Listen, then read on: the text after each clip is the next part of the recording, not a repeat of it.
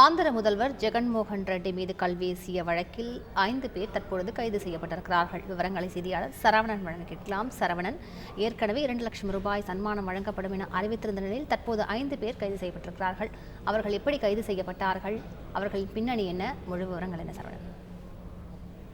ஆந்திர மாநிலம் விஜயவாடா அருகே ஆந்திர முதல்வர் ஜெகன்மோகன் ரெட்டி பேருந்து பிரச்சாரம் செய்து வருகிறார். இந்த நிலையில கடந்த 3 தினங்களுக்கு முன்பு அவர் பிரச்சாரத்தில் ஈடுபட்டிருந்த போது அவர் மீது மர்ம நபர்கள் கல்வீசி தாக்குதல் நடத்தினர். இந்த தாக்குதலில் அவருக்கு தலையில் சிறிய காயம் ஏற்பட்டது. உடனடியாக அவருக்கு பேருந்திலேயே அவருக்கு முதலுதவி சிகிச்சை அளிக்கப்பட்டது. தொடர்ந்து அவர் பிரச்சாரத்தை மேற்கொண்டு வந்த நிலையில் விஜயவாடா போலீசார் குற்றவாளிகள் மீது வழக்கு பதிவு செய்து கொலை முயற்சி குற்றத்துக்கான வழக்கு பதிவு செய்யப்பட்டு அவர்களை தீவிரமாக தேடி வந்தனர். கடந்த 3 தினங்களாக தேடி வந்த நிலையில் அவர் கிடைக்காத நிலையில் பல்வேறு தரப்பினர் போலீசார் மீது குற்றச்சாட்டு வீசினர்.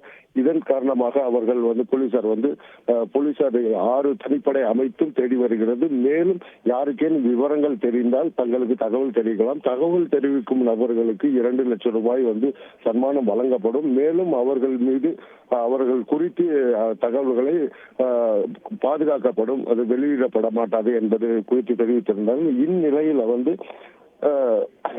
விஜயவாடா பகுதியில் இருக்கும் சிங் நகர் பகுதியைச் சேர்ந்த ஒட்ரா காலனியைச் சேர்ந்த சதீஷ்குமார் முக்கிய குற்றவாளியாக கைது செய்யப்பட்டிருக்கார். அவருக்கு உதவியாக இருந்த ஆகாஷ், துர்காராவ், சின்னா, சந்தோஷ் ஆகிய 4 நண்பர்கள் மற்றும் சந்தோஷ் ஆகிய 5 பேரை கைது செய்துள்ளனர். கைது செய்த போலீசார் அவர்களை ரகசிய இடத்தில் வைத்து விசாரணை நடத்தி வருகிறார். முதற்கட்ட விசாரணையில் அவர்கள் தரையில் பதிக்கப்படும், அதாவது டைல்ஸ்களுக்காக பதிக்கப்படும் சில துண்டுகளை எடுத்து அவர்கள் வீசியதாக முதற்கட்ட விசாரணையில் தகவல் தெரிவித்துள்ளனர். மேலும் விசாரணை தற்போது நடைபெற்று வருகிறது. முழு விவரங்களுக்கு நன்றி சரவணன்.